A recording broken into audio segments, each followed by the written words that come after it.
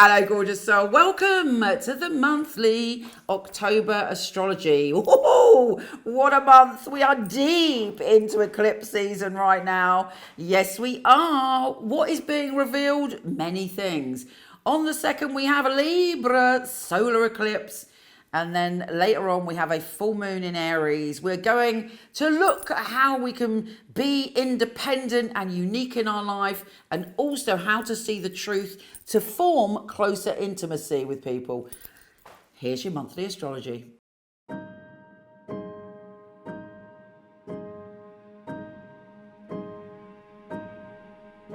Hey Libra, this is a life transforming month. It is extraordinary. We have the new moon in Libra, your very own birthday moon. That transforms you. But, of course, we have your annual solar eclipse. All is not what it seems. Also, it's conjunct Mercury, the planet of communication. There is a lot going on. There is a lot to be said. There is a lot of changes and transformations. Now, you're going through a big energy shift. You're going to the next level. But during that process, you've got to be really honest with yourself, because something is revealed. Maybe you knew about it. Maybe you had a hint. Maybe you had an intuition. But now you have to face it. It could be something about yourself, your identity, or it could be about your relationship with someone else and how your identity is within that relationship. But whatever it is massive. You might have had a little bit of experience of this last October, but right now you've got to pay attention. You've got to prick up your ears and listen to everything that's going on, particularly around the 2nd of October. How are you feeling? I would say it's time for a fabulous rebirth, but you've got to push yourself through the birth canal. And as we know, giving birth is not necessarily entirely easy. However, it's worth it. You will come out a new person. You will have those butterfly wings and you will be ready to fly, baby. Now, Mercury is also squaring Mars on the 6th, so you might find there's a bit of a power struggle when you start to express your truth, or you feel like you have to speak your truth. And if anybody is kind of trying to push you in any way, particularly around your career, work, or anything to do with your reputation, you might find that you feel that you're pushing back a little bit hard. Try not to get into any conflict. Use your wits rather than your emotions in that instance. When Venus trines Mars 2 days later, you should be able to secure your position.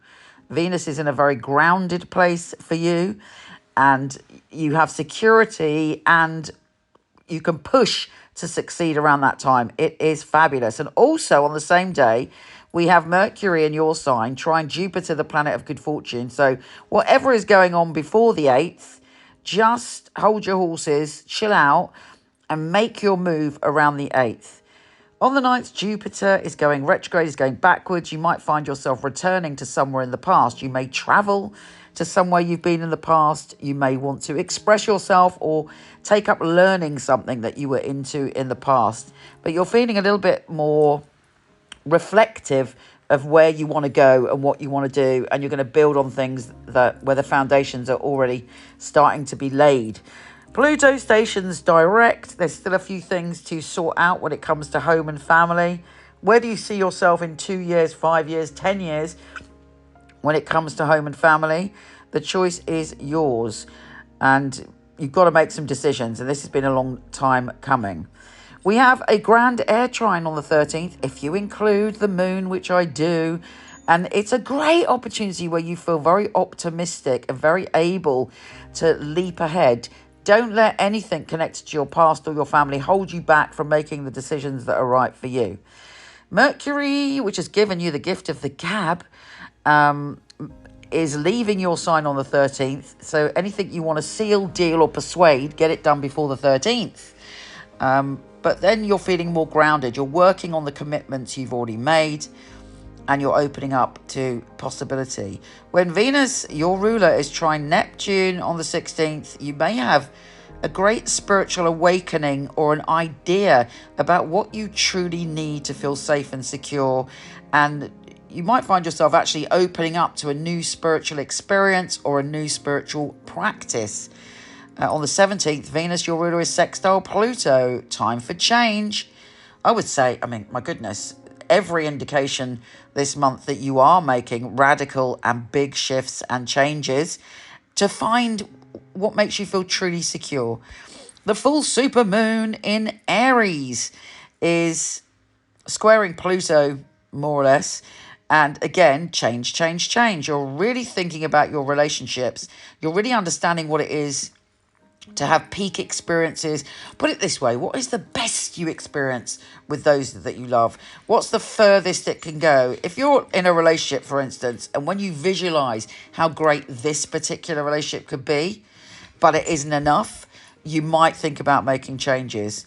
Often we can find ourselves in situations and we're happy, but we forget what it is to have that true union. So there may be shifts, or you may even meet someone radically different around that full supermoon. But, you know, put a big circle on your calendar for the full supermoon because it's all about your relationships. Venus also shifts signs on that day, which always has a big impact on you, obviously. And it's going into Sagittarius. So you really want to communicate, to talk, to express yourself. The sun leaves your sign on the 22nd. But again, when the sun enters Scorpio, it leads you to a space of feeling calm, grounded, and happier in yourself. Well, not happier, but you're able to take all of the lessons you've learned and also feeling out there in the world. And you feel more snuggly, more secure, and more, you know what you want to build in the next phase. Have a stunning month. Take care, gorgeous, and I'll speak to you soon. Thank you so much for the love you've given me regarding the Knight-Waite Tarot. If you haven't got it yet, it contains all of my love and passion that I've had for tarot since I was a small child. And the book gives you an easy way to not only work with tarot easily and quickly, but also to manifest. You can get it from the dreaded Amazon or all good bookstores. So thank you once again.